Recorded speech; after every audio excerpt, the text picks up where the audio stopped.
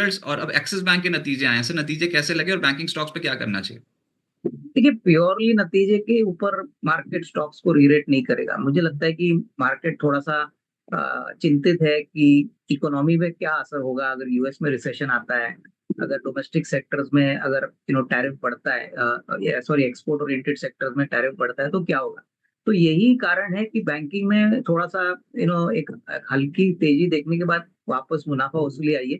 लेकिन एक बात मैं कहूँ कि देखिए, जो खर्चा बजट में गवर्नमेंट ने अनाउंस किया है करीबन 11 लाख करोड़ का, उसका असर तो सारे पीएसयू प्राइवेट सेक्टर बैंक्स पे आएगा। प्राइवेट कैपेक्स भी अभी जोरों से चल रहा है।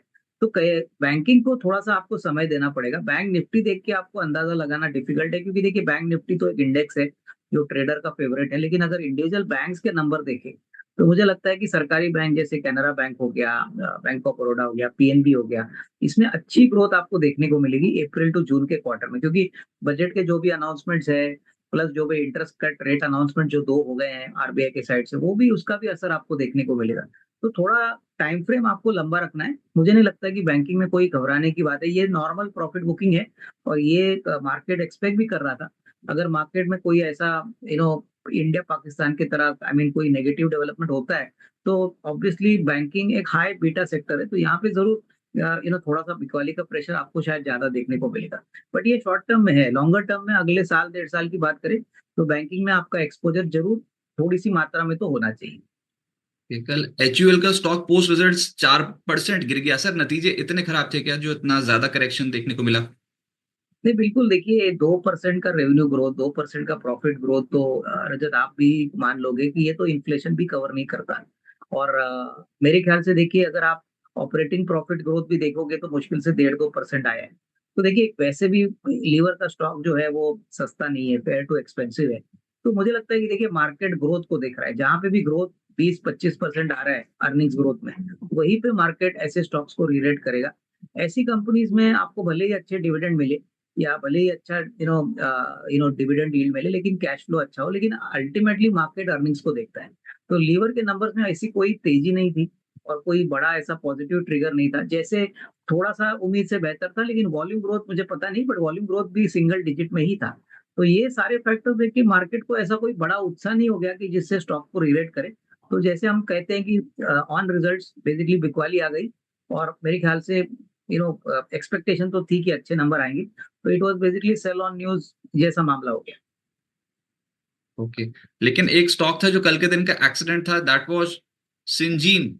सर ये रिजल्ट्स भी आपने देखे होंगे क्योंकि स्टॉक ही 12% करेक्ट कर गया था, तो ऐसा क्या था नतीजों में जो इतनी बुरी तरीके से करेक्ट करके गया? और अभी बाकी फार्मा स्टॉक्स पे आपका क्या? नहीं, देखिए फार्मा में मैंने पहले भी कहा कि जो कंपनीज यूएस से रिलेटेड है, जैसे ऑरिबिंदो फार्मा, लुपिन है, उसके बाद सन फार्मा है, इन कंपनीज के लिए मुझे नहीं लगता कोई बड़ी दिक्कत होगी। क्योंकि देखिए, टैरिफ्स ऐसे प्रोडक्ट्स पे लगाना डिफिकल्ट बात है और उससे यूएस सिटीजन्स की ही प्रॉब्लम हो जाएगी। क्योंकि देखिए, अगर कोई लाइफ सेविंग ड्रग है और वो अगर महंगा होता है तो यूएस सिटीजन के लिए दिक्कत होगी।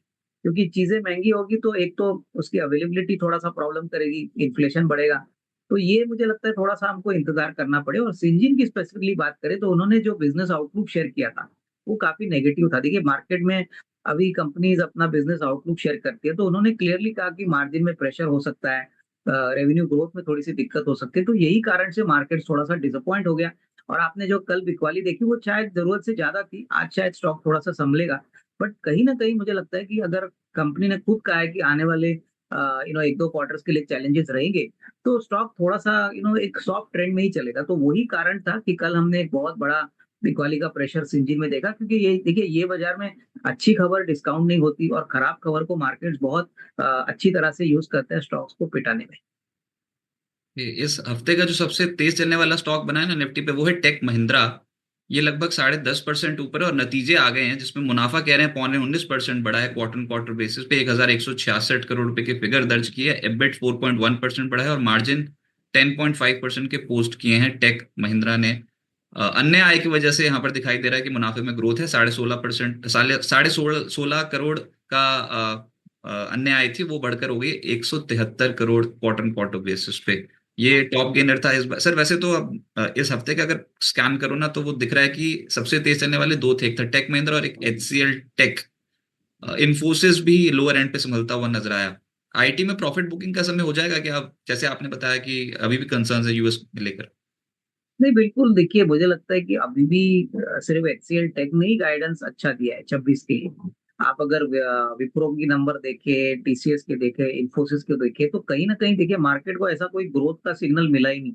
और ये टेक महिंद्रा की बात जो आपने बोली थी कि मार्केट बहुत अच्छी तरह से देखता है कि अगर अदर इनकम से पैसा आया है, तो ये जो 19% का ग्रोथ क्यों आ गया, ये तो अदर इनकम से, अगर आप अदर इनकम हटा दो तो ग्रोथ बिल्कुल नहीं है। तो मैं वही कह रहा था कि टेक महिंद्रा में भी अगर जो तेजी आपने देखी है, वो थोड़े समय के बाद निकल जाएगी, क्योंकि मार्केट कोर अर्निंग्स ग्रोथ को देखता है। तो ये क्लियर संकेत है कि अभी भी जो ओरिजिनल कोर बिजनेस है वहां पे कोई बड़ा ग्रोथ हुआ नहीं है। तो मैं इंतजार करूंगा। देखिए, ऐसे स्टॉक्स में कोई जल्दबाजी करने की बात नहीं है, क्योंकि जैसे आपने कहा कि अगर जियो पॉलिटिकल इशू खराब होता है, अगर थोड़ा सा सिचुएशन यहाँ पे लोकल मार्केट में खराब होता है, तो मुझे लगता है कि कहीं ना कहीं मार्केट थोड़ा सा कॉशियस होगा, और ऐसे जो सेक्टर्स है जहाँ पे ग्रोथ की पॉसिबिलिटी अगले 6-8 महीने में आने वाली है, वहां पे कोई जल्दबाजी करने की जरूरत बिल्कुल नहीं। दूसरा सेक्टर फिर जो समझ में आ रहा है वो है ऑटोज, क्योंकि इस हफ्ते एमएनएम टाटा मोटर्स जैसे जो शेयर है 7.5% से 8% चढ़े हुए हैं। हीरो मोटोकॉर्प भी 5% चढ़ा हुआ है। मारुति सुजुकी के रिजल्ट्स आने हैं आज। और एक डेवलपमेंट और है, हीरो मोटोकॉर्प का जिस कंपनी में 37% हिस्सा है, उसका आईपीओ खुल रहा है। एथर एनर्जी का आईपीओ 28 से 30 अप्रैल तक खुलेगा। प्राइस बैंड 304 से 321 रुपए प्रति शेयर। एथर एनर्जी जो कि electric two wheeler manufacturing services में है, उसमें 2,981 करोड़ रुपए का वो इशू साइज है। सर, ऑटोज पे आपकी राय, और ये हीरो मोटोकॉर्प स्पेशली कैसे लग रहा है? नहीं सर, देखिए, एक पहली बात तो ऑटोज में हमको लगता है कि महिंद्रा एंड महिंद्रा में एक अच्छी परफॉर्मेंस आने की उम्मीद है। दिसंबर क्वार्टर भी इनके लिए अच्छा था, प्लस इन्होंने जो उनकी इलेक्ट्रिक गाड़ी लॉन्च की है उसके लिए इनको करीबन 8,000 करोड़ का बुकिंग भी मिला है। तो अप्रैल टू जून के क्वार्टर में गाड़ियों का प्रोडक्शन शेड्यूल भी शुरू हो जाएगा। टाटा मोटर्स के लिए थोड़ी सी दिक्कत हो सकती है, क्योंकि देखिए जनवरी टू मार्च में कोई बड़ा बदलाव आएगा ऐसा लगता नहीं है, लेकिन जो भी कटाई होनी थी, जो भी नेगेटिव होनी थी, वो ऑलरेडी प्राइस में रिफ्लेक्ट हो चुकी है। और होपफुली अगर यूएस में इंपोर्ट टैरिफ को लेके कोई सोल्यूशन निकलता है, तो टाटा मोटर्स भी एक अच्छा विकल्प हो सकता है। पर थोड़ा सा टाइम फ्रेम आपको लंबा करना है। प्लस डीमर्जर का न्यूज तो ऑलरेडी आ चुकी है कि जेएलआर का धंधा और डोमेस्टिक बिजनेस अलग कंपनी में होगा। तो टाटा मोटर्स महिंद्रा हमको लगता है कि सबसे बेहतरीन है।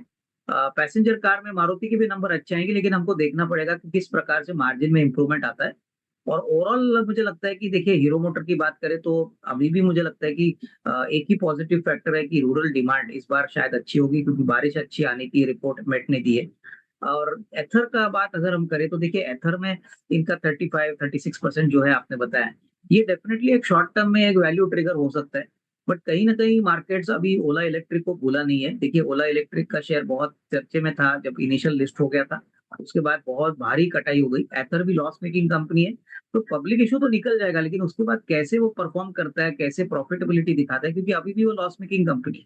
तो मेरे ख्याल से देखिए, एथर एनर्जी में कोई ज्यादा बड़ा ट्रिगर हीरो मोटर को नहीं आएगा। ज्यादा नंबर तब बढ़ेंगे जब इनके वॉल्यूम ग्रोथ पॉजिटिवली इम्पैक्ट हो गया, अगर रूरल डिमांड और बारिश अच्छी होगी।